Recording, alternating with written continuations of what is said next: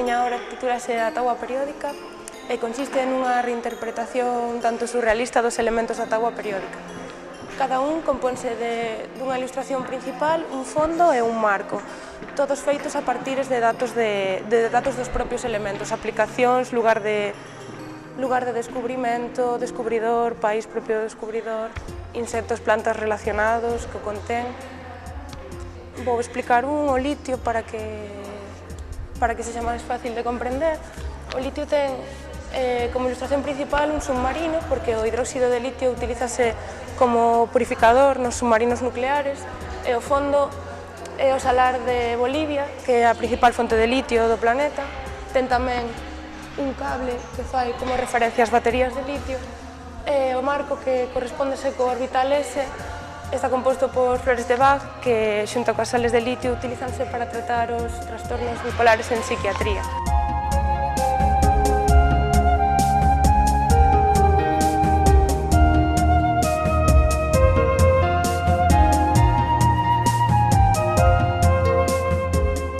La intención de esta instalación es proyectar al espectador, incluirlo en la obra como si estuviese debajo del mar. Entonces, de esa manera solo ve la parte descendente de la cola de la sirena.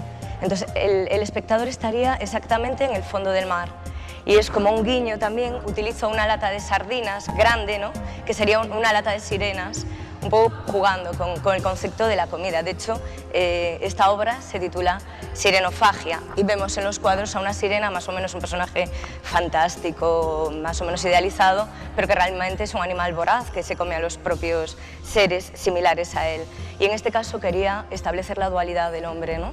Es cómo nosotros nos comemos a los que son como nosotros también.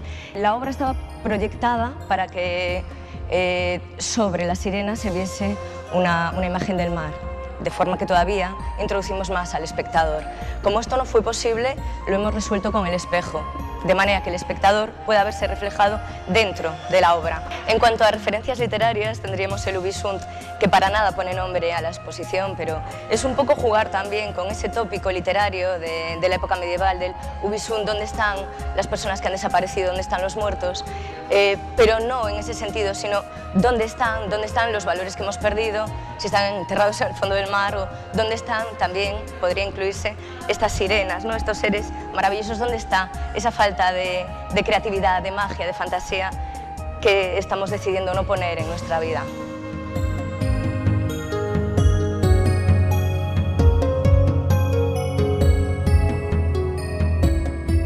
A miña obra chámase No tellado.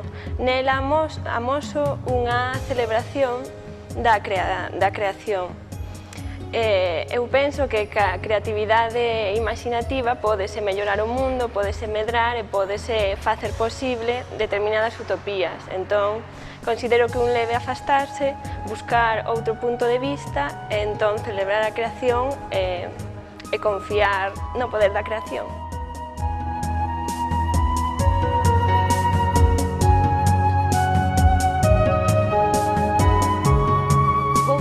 Un pouquiño sobre as miñas obras. En primeiro lugar falarei vos desta que teño exposta aquí, titulada Finlandia, e en realidad o que eu quero amosar é a personificación desta muller como se ela fora Finlandia. Precisamente por eso emprego esas tonalidades tan frías, esa pincelada tan espesa, é unha obra bastante expresionista. Despois, como curiosidade, ten no vestido esta rapaz unha flor de Nadal porque Finlandia é o país do Nadal, é o país onde na súa Laponia pois realmente vive Papá Noel e por eso decidí plasmalo así. Despois a outra obra é Reinterpretando a Victoria, simplemente comentar pois que unha reinterpretación miña propia collendo o que unha ilustración de Victoria francés e plasmándoa nun lenzo. E despois, por último, falar desta escultura que se titula Onde nos leva a frivolidade. É unha escultura pois que se entremezcla un pouco a apropiación posmoderna de obxetos, o expresionismo abstracto e tamén o pensamento de Kant. Están colocados os 4 zapatos como se fora unha brúxula, marcando norte-sur, este-oeste realmente.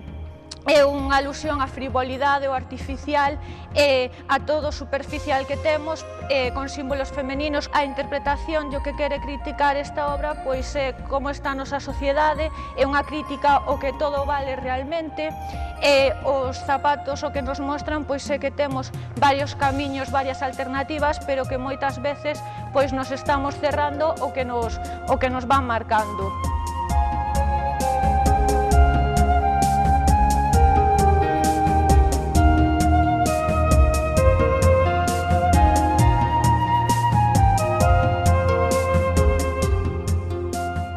A obra que presento en esta exposición chamase Atacando. Bueno, son 128 pezas de escaiola en cor branca.